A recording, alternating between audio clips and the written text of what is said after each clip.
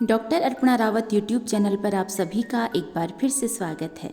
आज का यह वीडियो कक्षा 12 के लिए है और आज के इस वीडियो में आपके लिए है हजारी प्रसाद द्विवेदी जी द्वारा रचित निबंध शिरीष के फूल के प्रश्नों के उत्तर। पहला प्रश्न है, लेखक ने शिरीष को कालजयी अवधूत यानी सन्यासी की तरह क्यों माना है?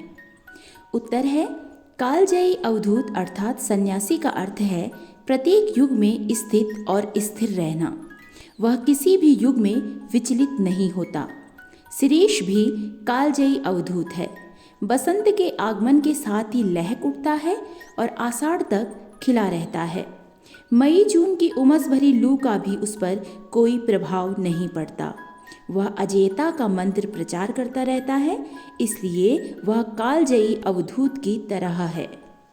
यहाँ आप ये भी ध्यान रखें कि कालजयी का अर्थ होता है काल को जीतने वाला।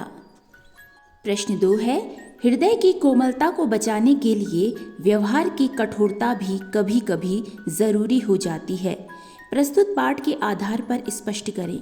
इसका उत्तर है, मनुष्य को हृदय की कोमलता बचाने के लिए बाहरी तौर पर कठोर बनना पड़ता है, तभी वह प्रतिकूल परिस्थितियों का सामना कर पाता है। शिरीष भी भीषण गर्मी को सहन करने के लिए कठोर स्वभाव अपनाता है। इससे वह भयंकर गर्मी, लू आदि को सहन कर पाता है। कबीरदास, कालिदास आदि कवियों ने समाज को उच्च कोटि का साहित्य दिया। उनके काव्य में कोमलता थी, परंतु बाहरी जीवन में वे सदा कठोर बने रहे।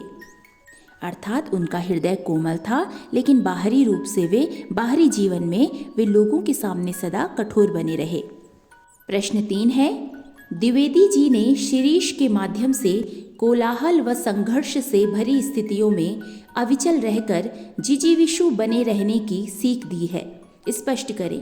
इसका उत्तर है, लेखक ने कहा है कि शिरीष एक अद्भुत अवधूत है। वह किसी भी स्थिति में विचलित नहीं होता। वह दुखों में भी हार नहीं मानता, अर्थात वह सुख और दुख दोनों स्थितियों में निर्लिप्त रहता है। संघर्ष में भी वह जीने की इच्छा रखता है। यही कारण है कि जब मई जून की गर्मी में सब पौधे झुलस जाते हैं, ऐसे में शिरीष हरा भरा रहता है। मनुष्य को भी शिरीष की भांति सुख दुख में समान रहना चाहिए और कठिन से कठिन परिस्थिति में भी हार न मानकर जीने की इच्छा रखनी चाहिए। प्रश्न 4 है, हाय वह अवधूत आज कहाँ है? ऐसा कहकर लेखक ने आत्मबल पर देह बल के वर्चस्व की वर्तमान सभ्यता के संकट की ओर संकेत किया है। कैसे? इसका उत्तर है, लेखक ने यह संकेत किया है कि आज मनुष्य में आत्मबल का अभाव हो गया है। अवधूत वह होता है जो सांसारिक मोह माया का त्याग कर देता है। अवधूत आत्मबल से युक्त होता है, इसलिए वह अकेले अपना जीवन बिताता है। अवधूत का आत्मबल ही उसे प्रेरित करता है। वर्तमान में चारों ओर तनाव का माहौल है और मनुष्य आत्मबल से हीन होता जा रहा है। आज का मनुष्य मानव मूल्यों को त्याग कर हिंसा, असत्य और आसुरी प्रवृत्तियों को अपना रहा है। साथ ही वर्तमान में शक्ति का प्रदर्शन ही महत्वपूर्ण हो गया है। यह हमारे समाज के लिए बुरी स्थिति है। यदि ऐसा ही चलता रहा तो आने वाले समय में हमारी संस्कृति और सभ्यता का विनाश निश्चित है। अर्थात यह कहा जा सकता है कि मनुष्य को शरीर के बल की अपेक्षा आत्मबल बढ़ाने पर ध्यान देना चाहिए। प्रश्न संख्या 5 है, कवि के लिए अनासक्त योगी की स्थिर प्रज्ञता और विदग्ध प्रेमी का हृदय एक साथ आवश्यक है। ऐसा विचार प्रस्तुत कर लेखक ने साहित्य कर्म के लिए बहुत ऊंचा मानदंड निर्धारित किया है। विस्तार पूर्वक समझाएं। इसका उत्तर है, लेखक के अनुसार कवि या साहित्यकार के लिए अनासक्त योगी जैसी प्रज्ञता होनी चाहिए, क्योंकि इससे ही वह निष्पक्ष और सार्थक साहित्य की रचना कर सकता है। वह निष्पक्ष भाव से किसी जाति, लिंग, धर्म या विचारधारा विशेष के बारे में लिखे। जो कुछ समाज के लिए उपयोगी हो सकता है उसी का चित्रण करें। साथ ही उसमें विदग्ध प्रेमी का सा हृदय होना भी जरूरी है। यदि मन में विदग्ध हृदय की भावना होगी तो साहित्य में कोमल भाव अपने आप आते जाएंगे। इसलिए इन दोनों स्थितियों का होना अनिवार्य है।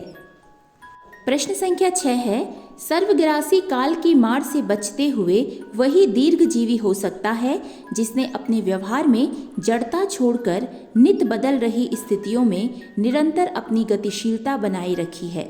पाठ के आधार पर स्पष्ट करें। इसका उत्तर है, लेखक का मानना है कि काल की मार से बचते हुए वही लंबे समय तक जीवित रह सकता है जिसने परिस्थितियों के अनुसार स्वयं को गतिशील बनाया है। समय परिवर्तनशील है और नई नई व्यवस्थाएं जन्म लेती हैं। मनुष्य को बदलती परिस्थितियों के साथ स्वयं को बदल लेना चाहिए। जो मनुष्य सुख दुख आशा निराशा से अनासक्त रहकर जीवन यापन करता है वह विपरीत परिस्थितियों को भी अपने अनुसार बना लेता है और दीर्घजीवी होता है। प्रश्न संख्या 7 है, आशय स्पष्ट कीजिए। इसमें पहला है, दुरंत प्राणधारा और सर्वव्यापक कालाग्नि का संघर्ष निरंतर चल रहा है। मूर्ख समझते हैं कि जहाँ बने हैं वहीं देर तक बने रहें तो काल देवता की आंख बचा पाएंगे। भोले हैं वे।